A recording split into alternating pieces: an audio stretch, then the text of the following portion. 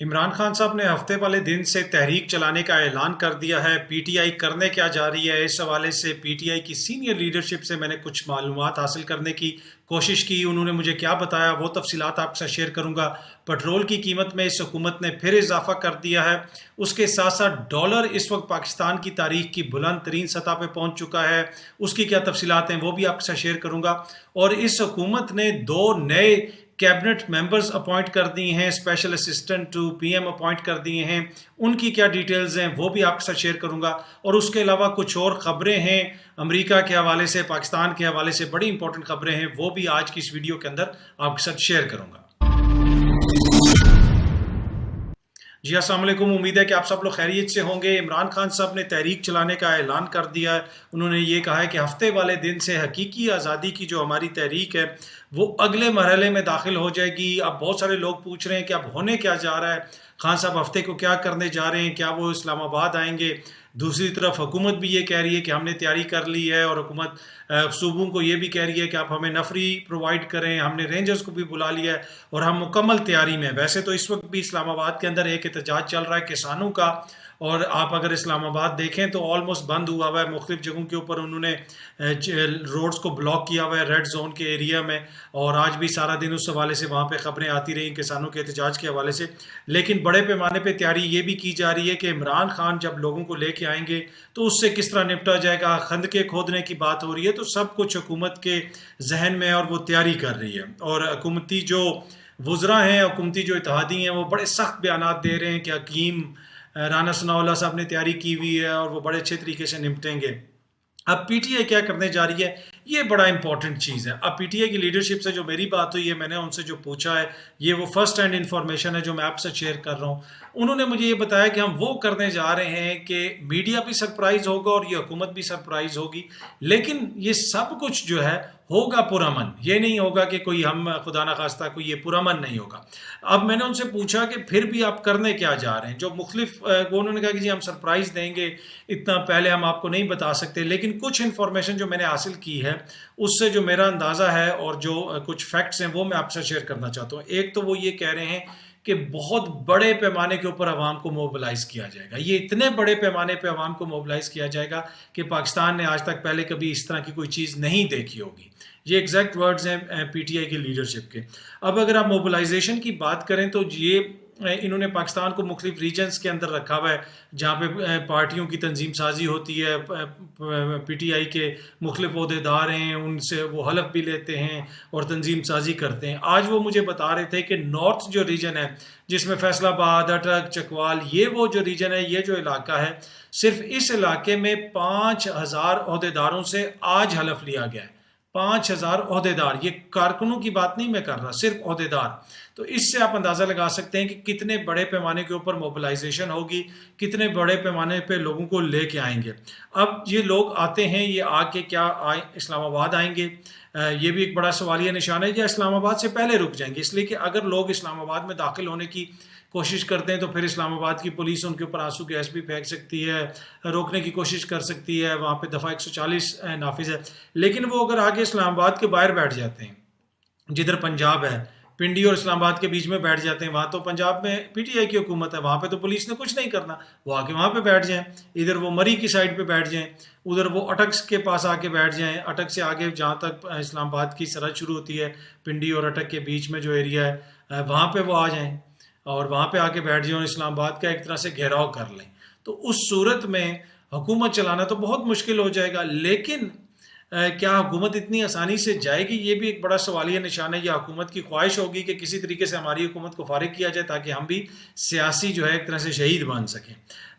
P T I کی جو قیادت ہے وہ یہ کہتے ہیں کہ جناب جو ہم کرنے جا رہے ہیں، جس طریقے سے ہم نے موبلائزیشن کرنی ہے، سوشل موبلائزیشن کرنی ہے، لوگوں نے آنا ہے، ہم گارنٹی دیتے ہیں کہ یہ حکومت نہیں ٹھہر سکے گی۔ یہ ایگزیکٹ ورڈز ہیں، یہ میں اپنی طرف سے تجزیہ نہیں کر رہا، یہ ایگزیکٹ ورڈز ہیں جو وہ یہ کہتے ہیں کہ جناب، اور مختلف پی ٹی آئی کے لیڈرز سے میری بات ہوئی، کچھ سے آف دا ریکارڈ بات ہوئی، افتخار دورانی صاحب سے آن دا ریکارڈ میری بات ہوئی، اور ان سے میں نے پوچھا، انہوں نے کہا کہ آپ مجھ سے جو مرضی شرط لگا لیں، یہ حکومت نہیں ٹھہر سکتی، ہم اس کو ختم کر دیں گے، یہ ختم ہو جائے گی جو ہم کرنے جا رہے ہیں۔ میں نے ان سے پوچھا پھر آگے آپ کا کیا پلان ہے، کس طرح ختم ہوگی؟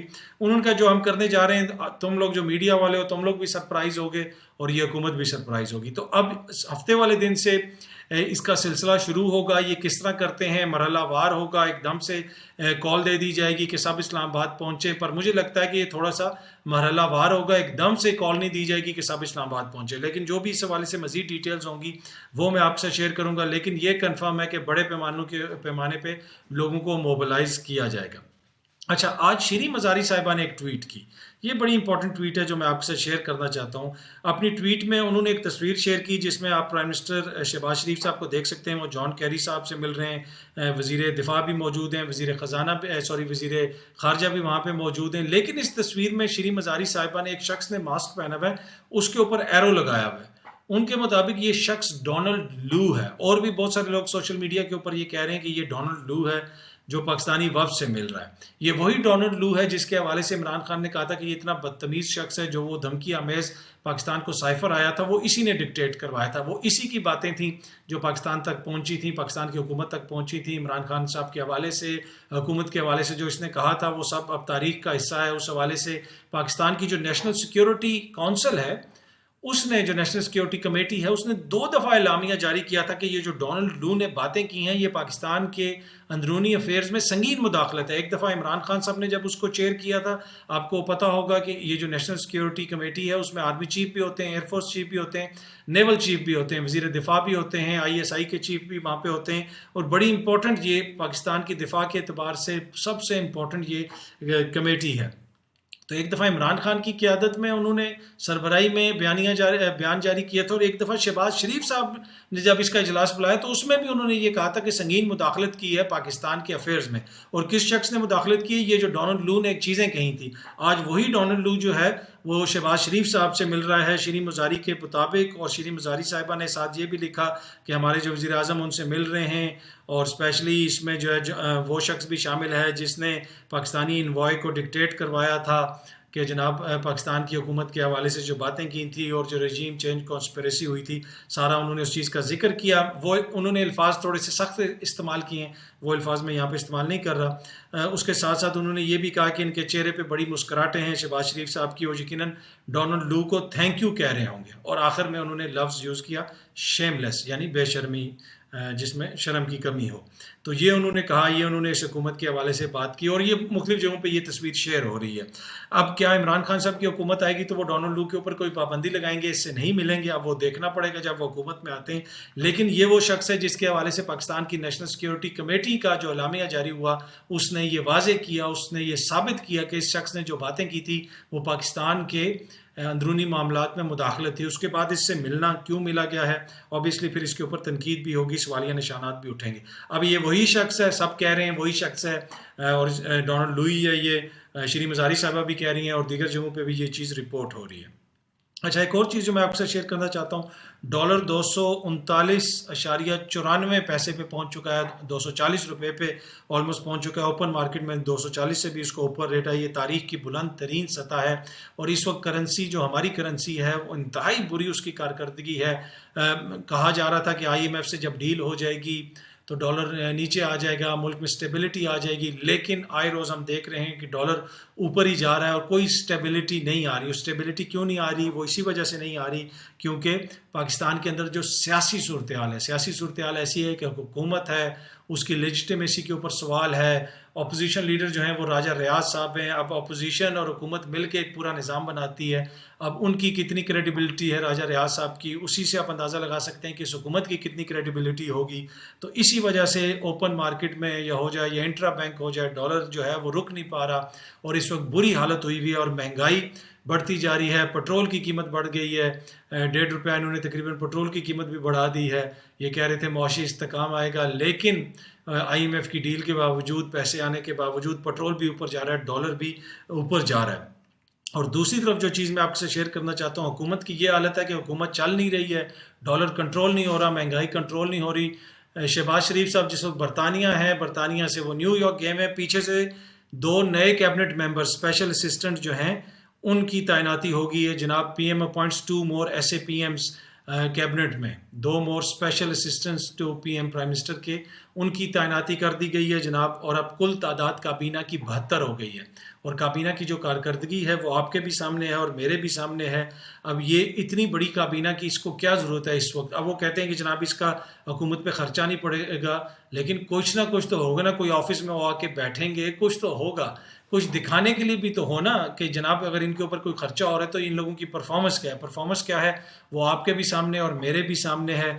لیکن اینی وے بڑی انفارچونیٹ سچویشن ہے اس وقت، مہنگائی کی صورتحال ہے، سیلاب کی صورتحال ہے، اور دوسری طرف ملک کے وزیر اعظم جو ہیں وہ کبھی مشاورت کر رہے ہیں لندن میں، وہاں سے وہ چلے گئے نیو یارک، اور وہ یہ کہہ رہے ہیں کہ یہ سفارتکاری کے لیے بڑا ضروری ہے، وہ نہ جاتے تو حکومت نہ سمجھتی، حکومت کے جو دیگر جو حکومتیں ہیں ان کو سمجھ نہ آتی، ہم نے ادھر گئے ہیں، ہم اپنا مقدمہ پیش کر رہے ہیں، یہ ان کا بیانیہ ہے۔ دوسری طرف جو ناقدین ہیں وہ یہ کہتے ہیں اس وقت جو ملک کی حالت ہے وزیر اعظم کو یہاں پہ ہونا چاہیے تھا، وزیر خارجہ کو بھیج دیتے، وزیر اعظم کا خود جانا وہاں پہ کیوں ضروری تھا؟ تو اینی وے حکومت کی جو کارکردگی ہے اس کا اندازہ آپ مہنگائی سے، پٹرول کی قیمت سے، ڈالر کی قیمت سے اور دیگر جو حالات ہیں ان سے آپ لگا سکتے ہیں۔ مجھے کوئی زیادہ اس کے اوپر روشنی ڈالنے کی ضرورت نہیں ہے۔ امید ہے کہ یہ ویڈیو آپ کو پسند آئی ہوگی، بہت جلدی آپ سے دوبارہ ملاقات ہوگی۔ بہت بہت شکریہ، تھینک یو سو مچ۔